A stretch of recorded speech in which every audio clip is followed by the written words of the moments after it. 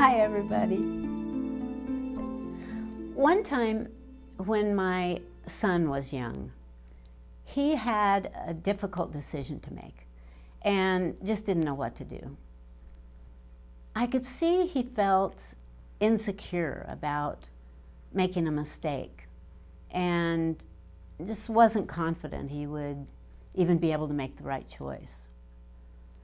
He felt he'd made poor choices before and was worried that this would just be another one.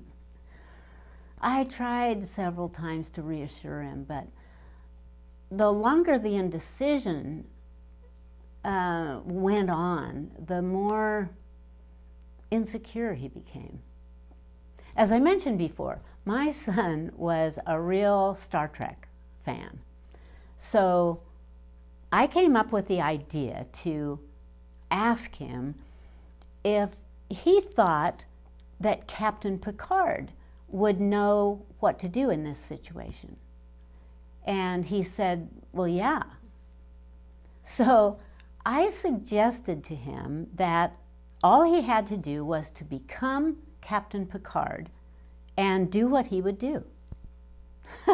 Well, it took him a while to decide that this might make some sense, but in the long run it worked, and many times after that.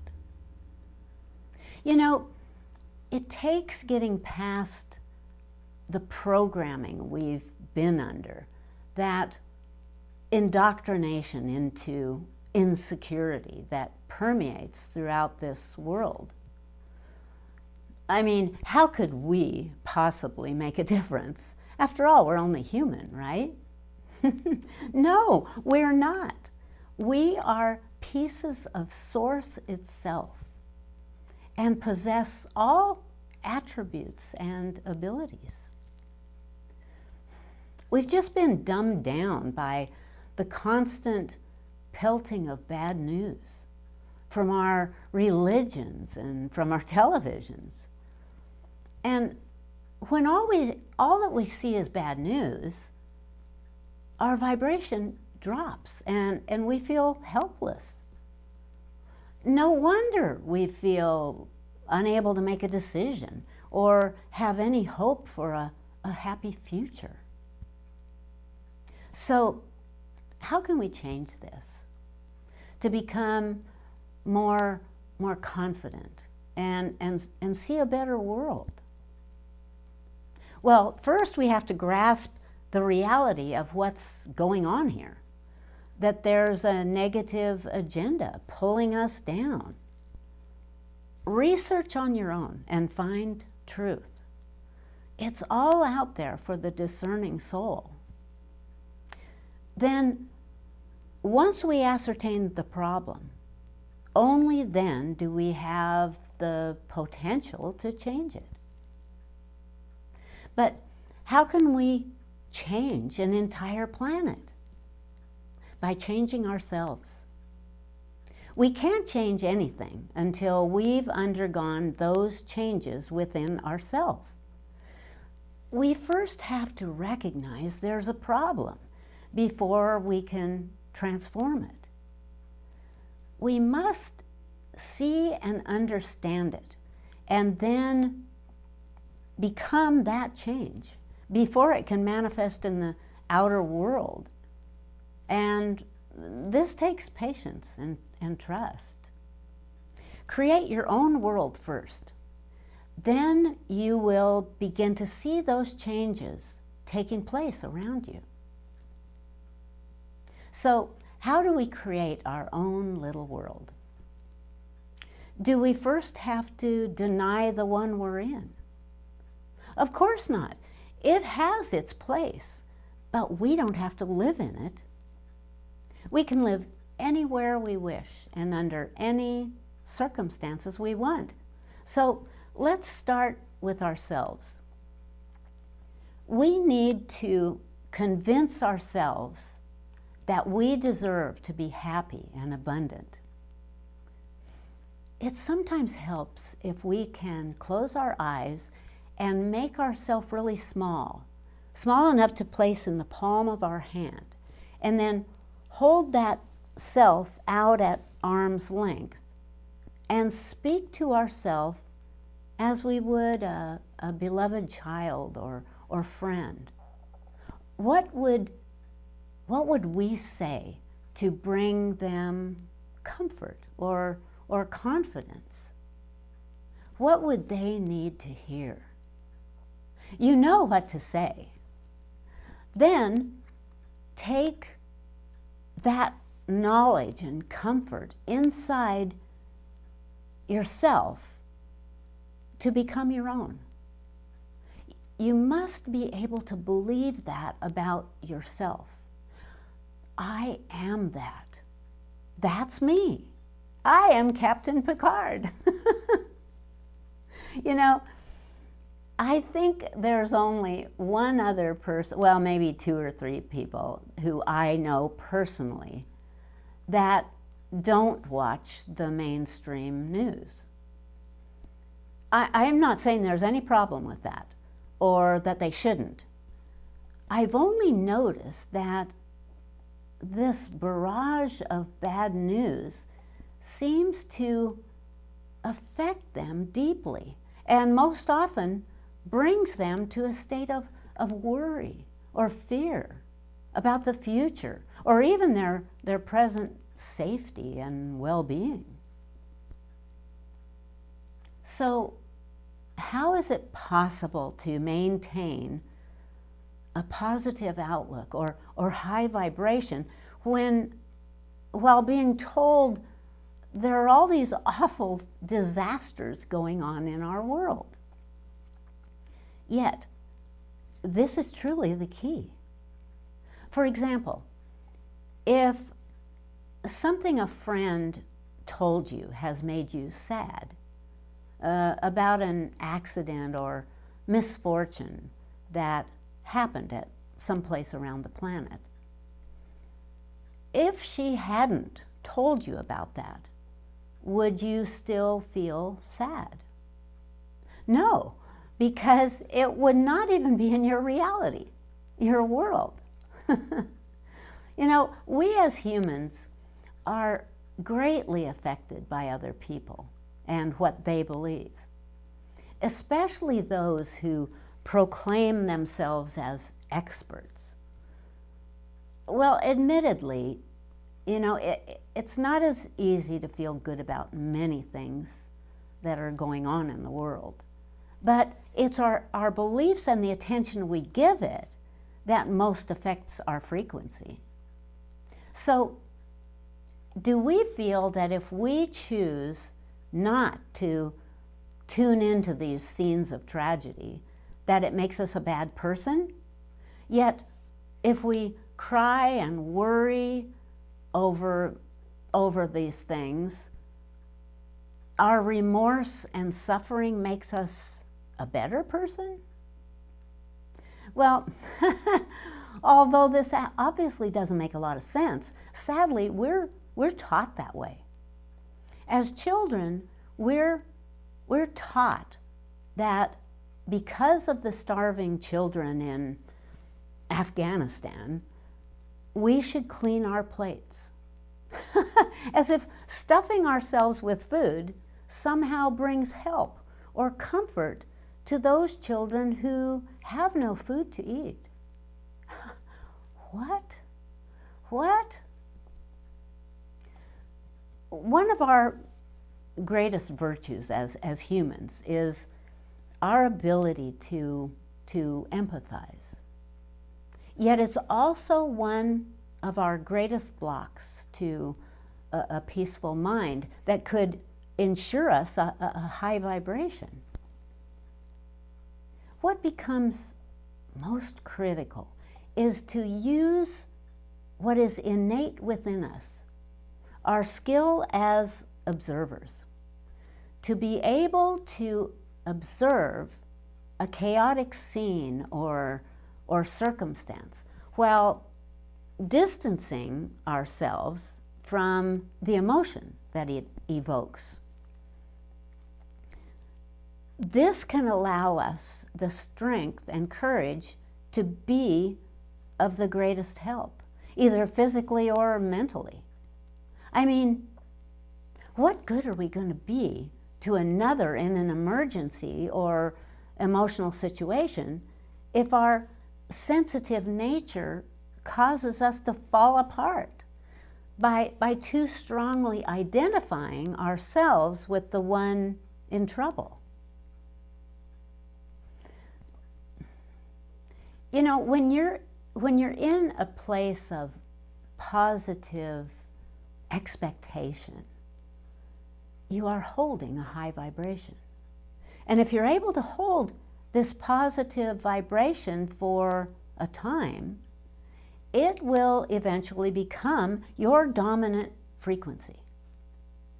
This means that when we are in the presence of someone who's sad or someone with a lower frequency, our calm demeanor can lift the other into a higher vibration. However, if we spend our time getting caught up in the other's problems, you know, commiserating with them about the wrongness of their plight or the tragedy or suffering, we lose our ability to be of assistance to them because we have become the victim instead of the healer or the rescuer. Have you ever heard the phrase, "She lives in her own little world"? Well, I have. Well, who is this person who usually earns this, you know, description? It's most often a happy child or someone who never seems to take anything too seriously, never gets upset about anything, you know, always smiling, sitting in peace, happy just playing music or working in the garden while the world freaks out around them. Or the spiritual practice of getting to a point where we are able to remain peaceful in the midst of chaos. Well, my mother was able to do that. She was able to sit in her chair and read or write with the noisy activities of kids playing and phones ringing and cats and dogs and people coming and going. She often wouldn't even hear someone talking to her or calling her name. And if we would touch her body, you know, by tapping her on the shoulder, for instance, her whole body would jump up startled because she was gone, off somewhere else. Where? In her own little world. See, this is our answer. Yeah, but how do we stay in a high vibration? Well, in today's crazy world of threats and fears, through creating our own little sacred space, through consciousness, building a realm of our own. So what conditions do we want to live in? What circumstances would be ours if we lived as we wished? I suggest that we contemplate this, visualize it with as much detail as we want, or simply as a statement. My world is beautiful. Everyone in my world is friendly and fulfilled and abundant.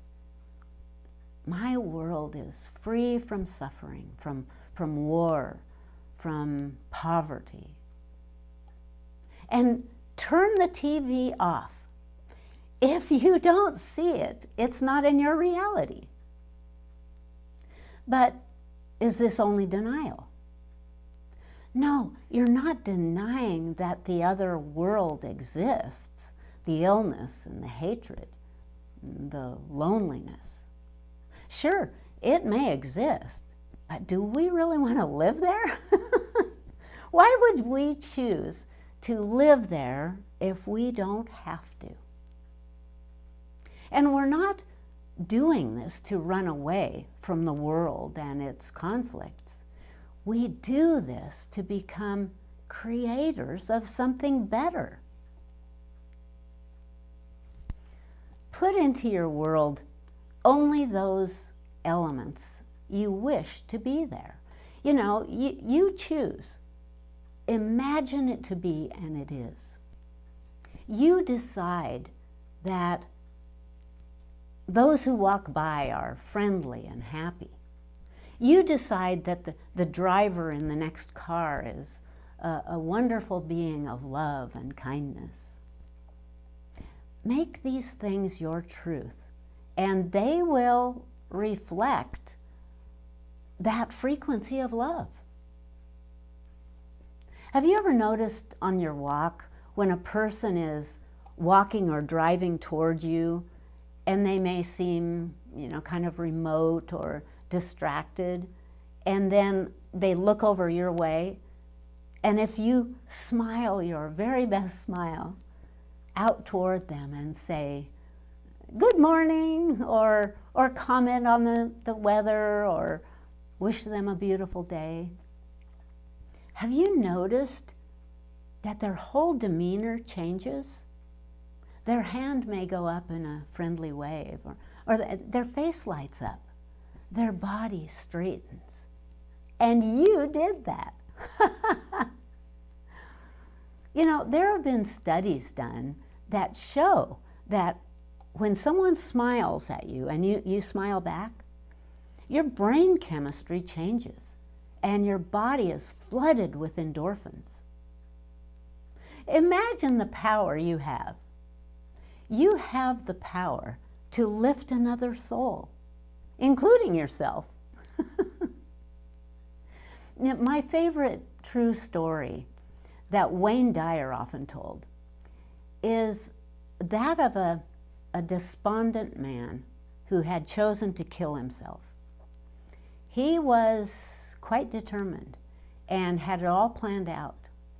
He would drive to a dangerous stretch of road that he knew about, which had an elevated cliff embankment that rose up high above a rocky ocean shore. And his plan was to drive his car over that cliff. And he left the house fully determined to do just that. On his way, he had to stop at a traffic light. And while he was stopped there, a beautiful young blonde woman in a hot, racy red sports car pulled up beside him. And as he glanced over at her, she greeted him with this huge, friendly smile. Well, he was so stunned and impressed by this, that this beautiful woman would care enough to smile at him, that he decided right then and there that if he was worthy enough to gain the attention of such a lovely, smiling woman, he must be worthy of life itself. And instead of driving to the cliff that day, he drove home. That chance meeting saved this man's life. And the most important takeaway here is that she wasn't trying to save the man's life. She was just being herself, who she is. This lovely being was simply expressing her true nature. And all of us can do the same.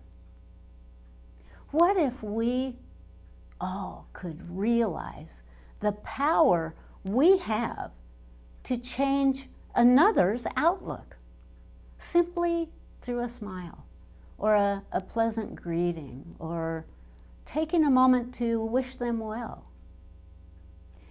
And when we do this, when we send out our love out toward another, it bounces right back to us. And this builds upon itself. I notice on my walks that the more friendly waves or happy greetings I receive or give, the better I feel. I often return home filled with gratitude for my life. And you know how we're always wondering what our purpose is in this human life? Well, from my perspective, if this is all we ever did, sharing our smiles and love with others, our life would reflect a harmony and magnificence unequaled by most any. Many of us believe that those who make the most difference here are those who make the biggest splash. You know, the politicians who rant on about changing the world, or those who have acquired great wealth and build huge skyscrapers in honor of themselves or their technological invention, or the actor who brings us to tears or makes us laugh, or the singer who brings thousands to his stage. Are these the role models for a better world? Or are they just making the loudest noise? It's not the one you see on television, announcing his own virtues to mankind, who makes the real difference in the frequencies of love and awareness. It's most often that peaceful soul hiking the forest path to photograph the newly sprouted spring leaves, or the sun sparkling off the distant mountains, or the one who communes with the stars while the world is sleeping, or the one who isn't afraid to hold a hand or share a hug with a stranger. It's the one who doesn't follow the rules of control, the one who lives a life of love. Love is what created this world, and love is all that will ever be required to save and protect it. And the same goes for all of us.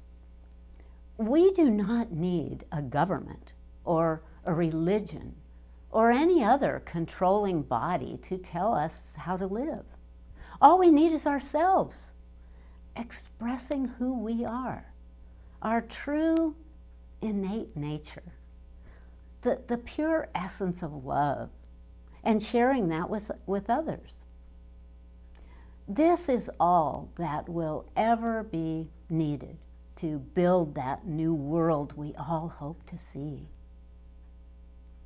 And what is this new world we hope for? It's the one we hold in our hearts. It's the one that shines forth from our eyes, that causes us to choke back tears at the beauty of a new sunrise. It's the one we want to give to our child. It's what makes us root for the good guy in the movie. It's what lies within each one of us, the beauty that causes our hearts to keep beating. It's that which lies at the core of each and every one of us. There's only one ingredient needed to build a new world, a new earth, and that ingredient is love. Thanks. Bye-bye.